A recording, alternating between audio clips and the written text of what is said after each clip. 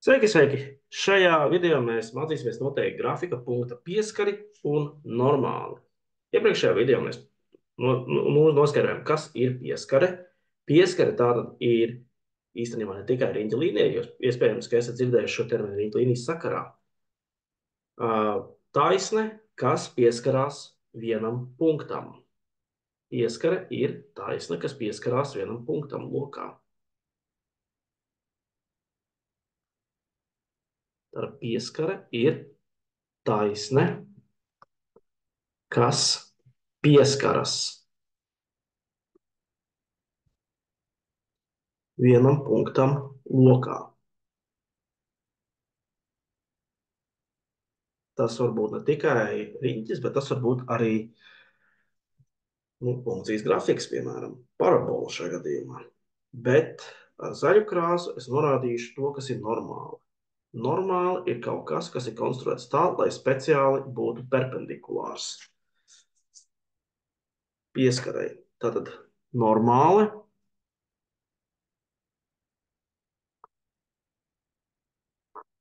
perpendikulāri pieskarei iet caur doto punktu.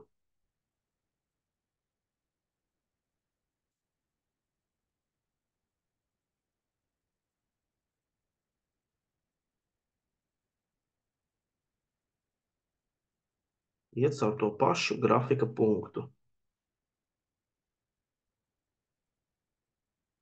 Un šodien mācīsimies to noteikt. Izvēlēšos šoreiz x koordinātu uz šī grafika. Grafiks mums ir tagad uzzīmēts. X koordinātu izvēlēšos šoreiz, kā būtu ar -3, vai +3. Funkcijas vērtība vienkārši sanāks -3. Tātad šis punkts. Punkts ar koordinātām 3 un -3. Tātad mūsu x koordināts apzīmēs šoreiz pat īpaši x0, lai nejauka ar visiem citiem xiem, kas var parādīties. x0 ir 3, y0 arī ir, nevis arī, bet šoreiz pretēji -3. Un iepriekš mēs noskaidrojām, ka pagrieziena leņķi var noteikt pieskarei, pagrieziena leņķi var noteikt izmantojot atvasinājumu. Tagad iešu vēl vairāk, es pateikšu, ka atvasinājums ir precīzi tas pats, kas virziena koeficients. Ja? Virziena koeficients, ko raksturo būtībā, cik slīpa ir šī taisne. Bet, ja es salīdzināšu tagad ar dx un dy kā katetēm novelkot, tad es secinu, ka būtībā dy pret dx ir tangens no alfas, bet, ja es pārceļu un pārmainu vietām, tad tas ir tangens alfa reiz dx. Tātad bezgalīgi mazā starpība starp y-iem ir vienāda ar bezgalīgi mazo starpību starp x-iem.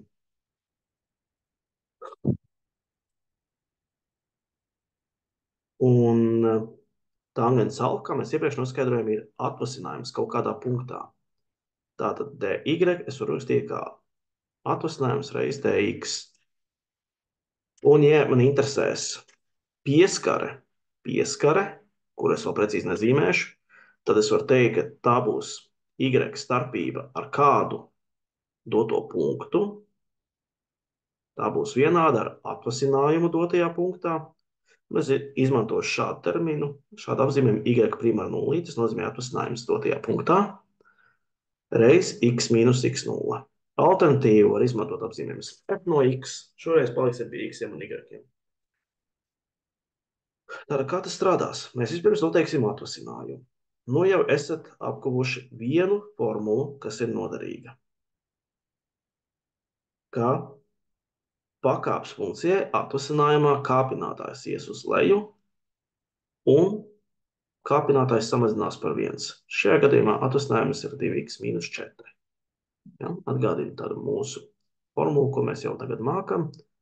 Ja man ir kāpinātājs, šis kāpinātājs ies uz leju un augšā samazinās par 1. Tas notika ar divnieku.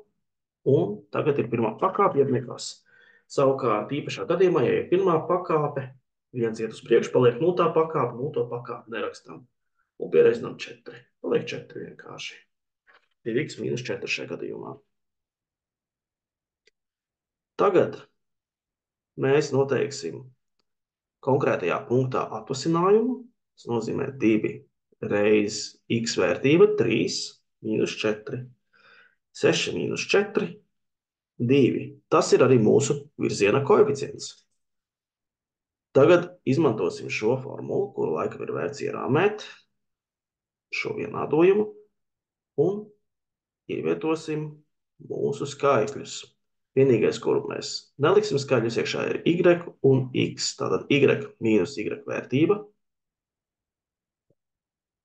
ir vienāds ar atvasinājumu reiz x mīnus 3. Tātad y plus 3 ir 2x mīnus 6, un sakārtojam tā, lai paliek tikai y. Tātad 2x mīnus 6 mīnus 3 sanāk mīnus 9. Tātad, ko mēs izdarījām? Mēs atņemam mīnus 3. Un šis ir mūsu vienādojums 2x mīnus 9. Paskatīsimies, vai tas liekas loģiski. Atradīsim vispirms krustpunktu ar y asi. Šeit ir mīnus 9. Un virziena koeficients ir 2. Iet pa 2 uz augšu. Caur šienei iziet, caur šienei iziet.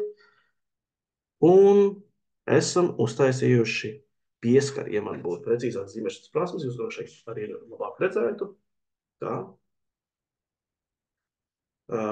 pieskarās tikai šai punktā. Tā noiet gludi garām. Tad atkal pašķirās. Šī ir tā pieskara. Pieskara pieskarās tikai vienā punktā. Tātad y ir 2x mīnus 9. Ir šī pieskare. Kā mēs tagad noteiksim? Normāli. Normāli mums atkal būs jāmāk noteikt analītiski, bet atcerēsimies matemātikā 1, kad mēs mācījāmies par perpendikulārām taisnēm, lai noteiktu perpendikulu.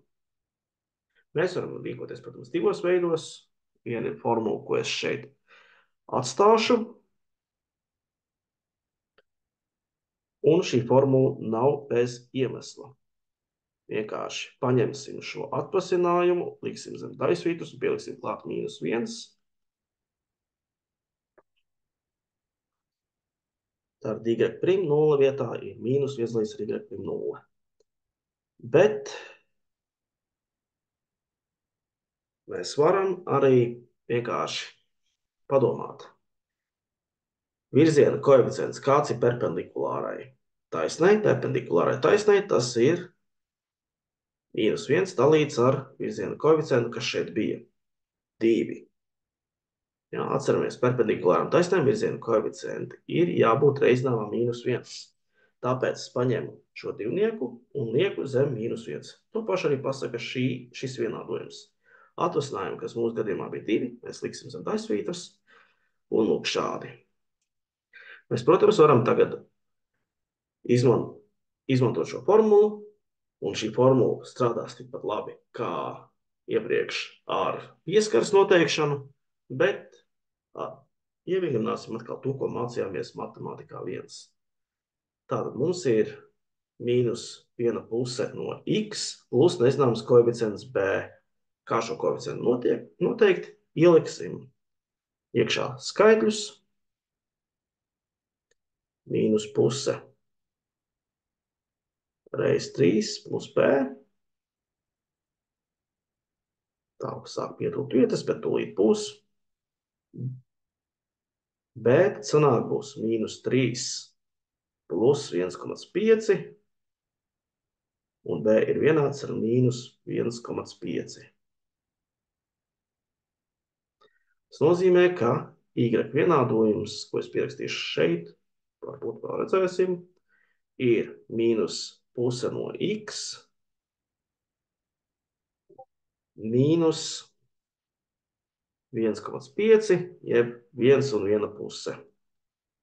Tātad krustpunkts ar y asi ir mīnus 1 un 1,5, tas atrodas šeit pa vidu, un tāpat kā iepriekšējā taisna ies atkal pa divām rūtiņām, bet šoreiz viena rūtiņa pa labi pus, īstenībā divas rūtiņas pa labi nozīmē vienu uz leju.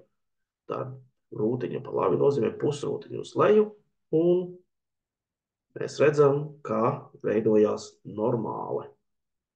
Un šī normāla tik tiešām ir tāda, kas iziet caur šo vienu punktu gluži taisni, tā caurdur un iet perpendikulāri pieskarei. Mēs esam atraduši pieskari. Pieskares vienādojums ir mīnus puse no x